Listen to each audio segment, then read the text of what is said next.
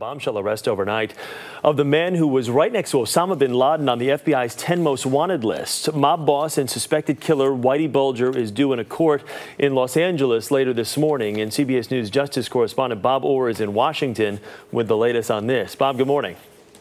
Good morning, Chris. Well, it seemed for more than a decade that the FBI was just chasing a ghost, tracking down reported sightings of Whitey Bulger all around the globe. But that chase ended quietly last night on the U.S. West Coast. Boston mob boss James Whitey Bulger was captured in a Santa Monica apartment house near Los Angeles late Wednesday night, ending a worldwide manhunt that spanned 16 years. Bulger's arrest came just 3 days after the FBI launched a new campaign, asking people to be on the lookout for the mobster's longtime girlfriend, Catherine Grieg. This is an announcement by the FBI. Have you seen this woman? The 81-year-old Bulger, one of America's most wanted men, faces 19 counts of murder, narcotics distribution, extortion, and money laundering. In a 2006 60 Minutes expose on CBS, Kevin Weeks, Bulger's longtime henchman, who eventually turned against him, described his notorious boss as a violent, cold-blooded killer. He stabbed people, he beat people with bats, he shot people, he strangled people, run them over with cars. You said also that he liked killing. Yeah. Explain that to me. After he would kill somebody, it was like a stress relief.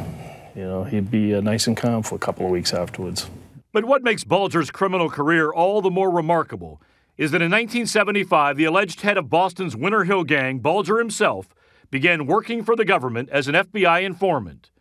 It's charged that in exchange for information, law enforcement occasionally looked the other way as Bulger ran his deadly gang. He was giving up some of his own people. He was giving up the competition. He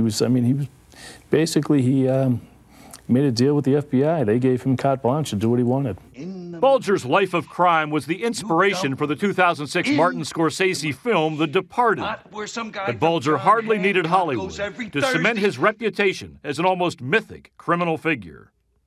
Now, Bulger and his girlfriend, Catherine Grieg, are expected to make their first court appearances sometime later today in a federal courtroom in Los Angeles. Chris. Bob, I want to talk about this FBI publicity campaign just after 3 days and already yielding a major, big-time result here. Yeah, it's amazing. The FBI flat out says the recent appeal for information directly led to this arrest.